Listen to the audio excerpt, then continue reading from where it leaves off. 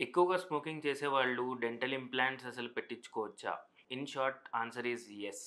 Hi! నేను doctor Suhas, మీ dental implant specialist.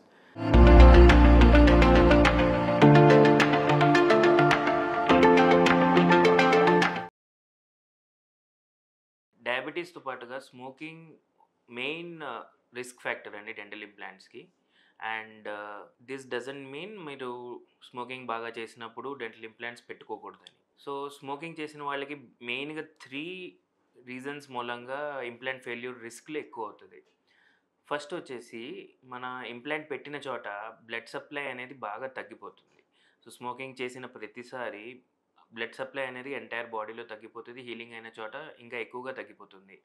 And మనందరికీ తెలిసిందే ఇంప్లాంట్ పెట్టిన తర్వాత ఆహ్, ఇంప్లాంట్ అనేది బోన్‌తో పాటు బాగా ఫ్యూజ్ అవ్వాలి. అక్కడ ఒక హీలింగ్ ప్రొసీజర్ అనేది జరగాలి.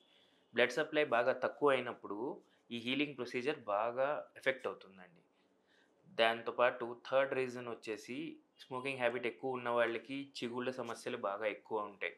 సో, గమ్స్ బాగా రిసీడ్ అవ్వడం, తగ్గిపోవడం, అలాగే బోన్ లెవెల్స్ బాగా తగ్గిపోవడం, ఈ అన్నిటి మూలంగా స్మోకర్స్‌లో డెంటల్ ఇంప్లాంట్స్ అనేది కొంచెం రిస్క్ ఫ్యాక్టర్ హై.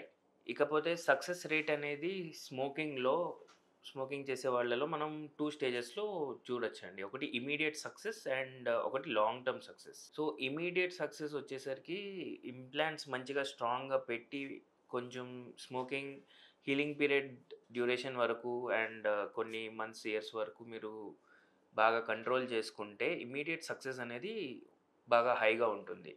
బట్ అలాగే లాంగ్ టర్మ్ సక్సెస్ వచ్చేసరికి ఎఫెక్ట్ అవ్వచ్చండి. చాలామందికి ఇంప్లాంట్ స్టార్టింగ్‌లో స్మోకింగ్ చేసేవాళ్ళకి బానే ఉంటాయి కానీ, తర్వాత ఫెయిల్ అవ్వే ఛాన్సెస్ ఉంటాయి. బికాజ్ స్మోకర్స్‌లో మన ఇంప్లాంట్ చుట్టూతా ఒక గమ్ టిష్యూ ఒక కప్ లాగా హోల్డ్ చేసి, దానికి సపోర్ట్ చేసి, దానికి బాగా ఆహ్, మెయింటెనెన్స్‌కి హెల్ప్ అవుతుంది. స్మోకింగ్ చేసేవాళ్ళకి ఈ గమ్స్ అన్నీ బాగా రెసీడ్ అయిపోతాయి. అలాగే బోన్ కూడా లాస్ అయిపోతది. పెరి ఇంప్లాంటైటిస్ అంటే ఇంప్లాంట్ చుట్టూతా ఉన్న సరౌండింగ్ టిష్యూలో ఇన్‌ఫ్లమేషన్ అది గమ్స్‌లో గావచ్చు, బోన్‌లో గావచ్చు.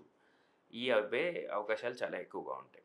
సో, ఓవరాల్ మీరు అడిగితే సక్సెస్ రేట్ ఎంత ఎఫెక్ట్ అవుతది అంటే, literature says that anywhere between 6% నుంచి 20% దాకా స్మోకర్స్‌కి రిస్క్ ఎక్కువ. Compared to normal individuals. Because ఈ రేంజ్ అనేది నంబర్ ఆఫ్ సిగరెట్స్ బట్టి డిటర్మైన్ అవుతదండి. ఇఫ్ సపోజ్ డైలీ 1 సిగరెట్ వాళ్ళకి 6% అనుకోండి. అలాగే 20, 30 తాగే వాళ్ళకి డెఫినిట్‌గా హైయర్ రిస్క్స్ ఉంటాయి. ఇంకొకటి లొకేషన్ బట్టి కూడా డిటర్మైన్ అవుతుంది. సో, స్మోకర్స్‌లో అప్పర్ జాలో మనం పైన దవడలో పెట్టే ఇంప్లాంట్స్ కొంచెం ఎక్కువ ఫెయిల్ అవుతాయి. Compared to lower. మీరు స్మోకర్ అయితే గనక మీరు తెలుసుకోవాల్సిన విషయం ఏంటంటే రిస్క్స్ ఉన్నాయి.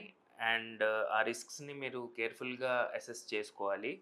అలాగే ఇఫ్ పాసిబుల్ స్మోకింగ్ అనేది మీరు క్విట్ చేయడానికి as soon as possible try చేయాలి.